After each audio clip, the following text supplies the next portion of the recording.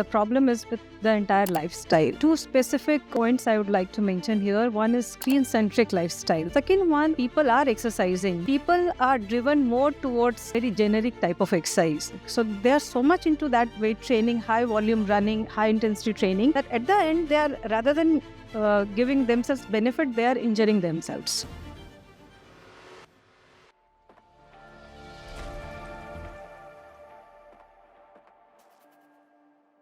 Welcome to the 15th episode of Savikalp Sanchar, our monthly session where we explore everything about health and wellness. We are honored to host Dr. Rakhi Ratnam. With more than a decade of experience, Dr. Rakhi is the co-founder of SportsSync and an orthopedics and sports rehabilitation specialist, known for her innovative treatment and techniques and deep understanding of movement science. She holds a bachelor's degree in physiotherapy and a master's in orthopedics. She's also certified in kinesiotaping, sports taping, manual therapy, and dry needling. In this session, she will share her insights and expert perspective on movement, rehabilitation, and recovery, helping us better understand how targeted therapies and mindful movement can support long-term musculoskeletal health and improve overall quality of life. Thank you for joining us today, Dr. Rakhi. Thank you, Let's Ruchi. dive directly into our first question. We are seeing a rise in back, neck, and joint pain in people under 35. From a physiotherapy standpoint, what is the biggest shift in modern living that is causing this trend? So definitely, it's not only one incorrect posture which is causing the problem. The problem is with the entire lifestyle. Two specific points I would like to mention here. One is screen-centric lifestyle. So everybody is over the phone, over the laptop screen for more than 7 to 8 hours. So that is one factor which is increasing the risk of neck and the spinal pain. Second one, very good thing, people are exercising. More people are aware for the exercise, but people are driven more towards the very generic type of exercise. So they don't have any baseline assessment. They go to the gym or any Pilates or any health center, wellness center, where they start with the heavy load training. So they are so much into that weight training, high volume running, high intensity training, that at the end they are, rather than giving themselves benefit, they are injuring themselves. For those who exercise regularly and are often misled when they watch reels or social media about how certain exercises can help them without knowing that if it's right for them or not, what should be the first step for those people? How to go ahead and do the right things for themselves?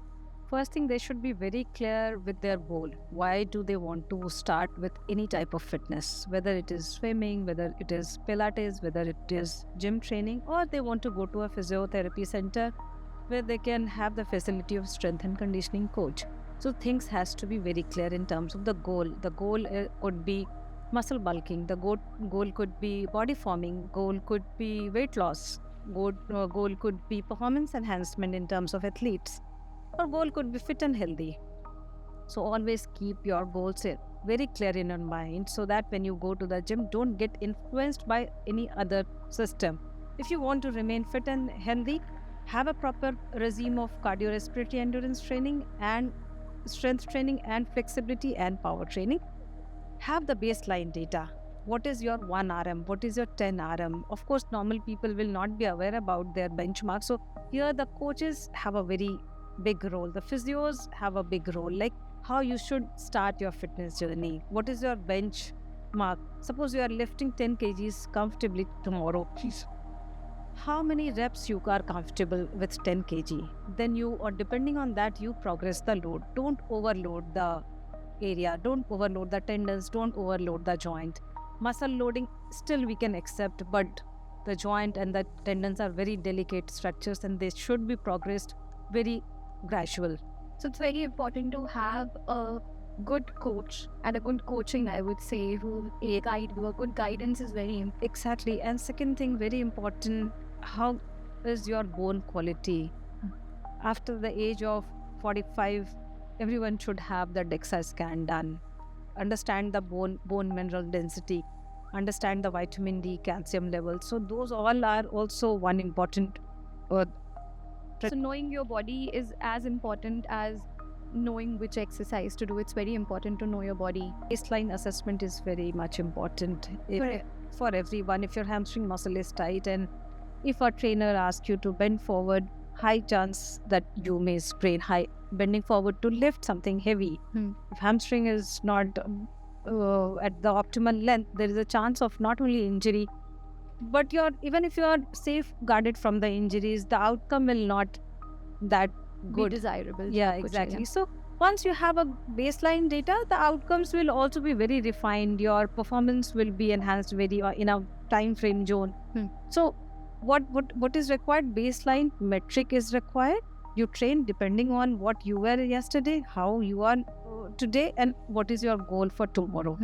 So it should be very graded and individualized. Probably the baseline is not set and they don't know the basics of how to Exactly. So exercise. they don't have the baseline metric. Your generation wants to exercise. That is a very good positive change. But how to start with that?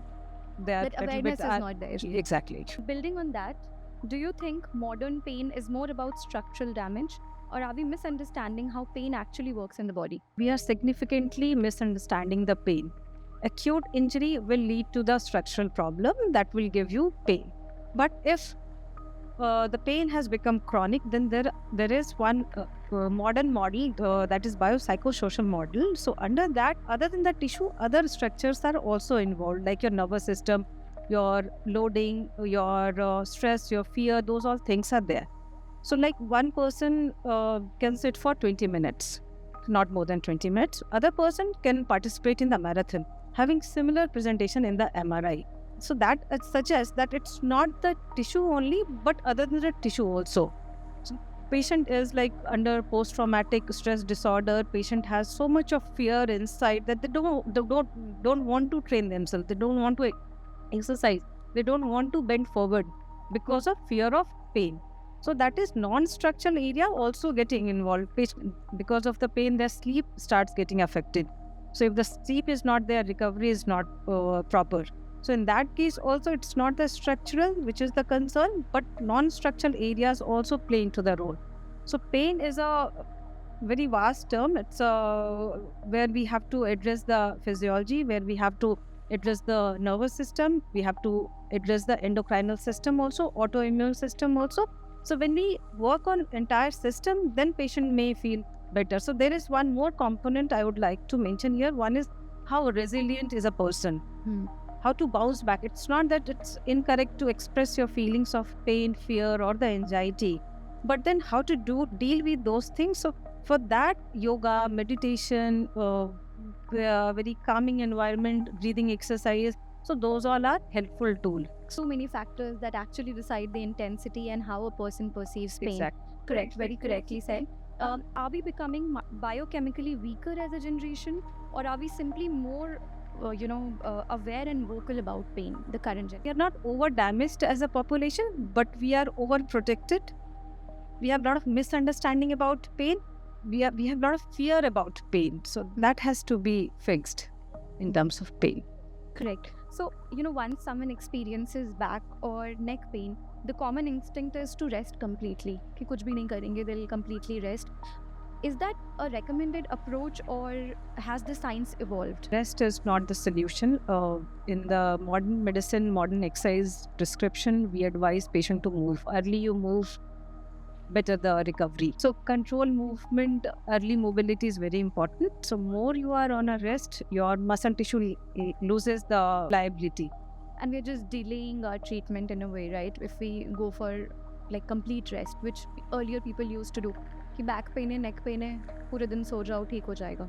That's not the right way. Early mobilization, control movement is very important. Until unless there is a very acute trauma and person has gone for some surgical fixation, then also that is recommended. If there is ankle or the lower limb fracture, the upper body has to be moved. So when talking about back or neck pain, in that case, how much rest would really work? So it depends like what is the cause for the neck or the back pain. If it's mechanical, 100% you have to go back to your normal fitness routine as your acute pain settles, acute inflammation settles. If there is traumatic spinal pain, like you are driving and you get some whiplash kind of injury or any sprain, then 1 or 2 days of rest is advised. But as early we resume the workouts, it's always good too. I think a lot of people have been doing it wrong until now, that when they feel back pain and neck pain, they rest. Thank you for clarifying that. Apart from movement, how much do non-physical factors like stress, poor sleep and mental fatigue contribute to persistent muscle tension and chronic pain?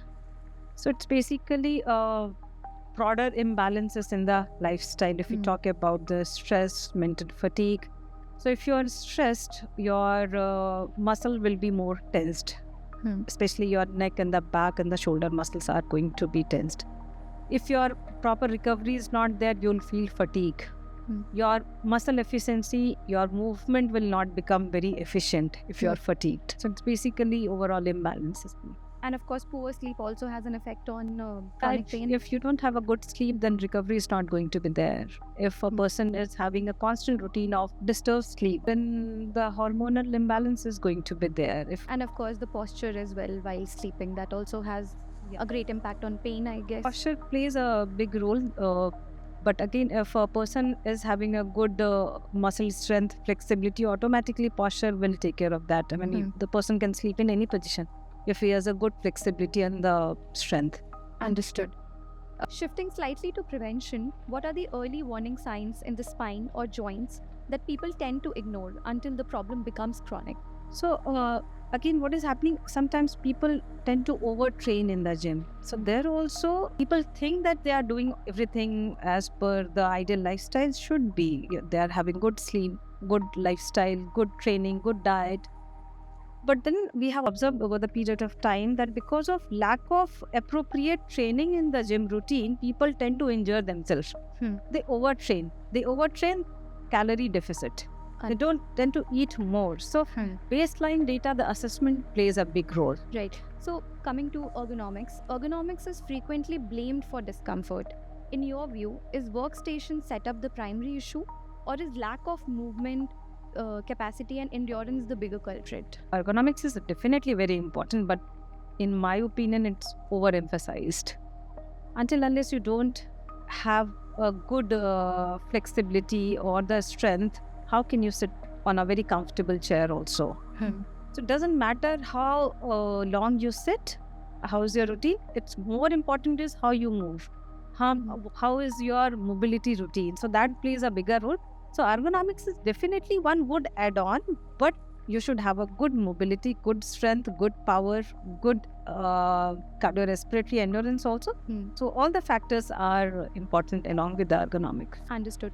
For those who do exercise regularly, are there common training mistakes, and especially in the gym or home workouts? You already mentioned about it, so I'm sure there are more. And which are these common mistakes that people do that can actually increase injury risk over time? The generic exercise routine people are adapting. They go through some reel, they see someone is doing one exercise, the people tend to do the same exercise. So all the body is not meant to perform the same activities. If one person is having hip impingement and he is doing some barbell squat, the person who is not having a hip impingement, who is having a good mobility, he will do in a certain way. But the person who is having the impingement, the person will do in certain other way.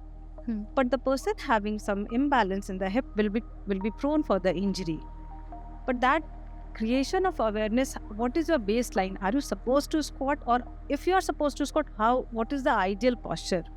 And how to reach up to that level where you can do shoulder press or the squat. So that correct mechanics is very important. So people who watch reels and just get inspired by some fitness trainer, they're actually causing harm to their own body by not doing, if they don't know if it's right for them. Most likely you can load the muscle. Like exercise progression also has to be very guided and supervised. They tend to lift heavy weights. Load progression is very fast. Muscle can take the load, but your tendons can't take the load. Your joint can't take abrupt loading. So end result is tendinopathies. You will come back with patellar tendinopathy, shoulder tendinopathy. Joint wear and tear is very fast if the joint progression workload is not very graded. So now our idea is we are soon going to implement this assessment protocol in most of the gyms, where the coaches and the trainers will have to fill that pre-assessment guidelines.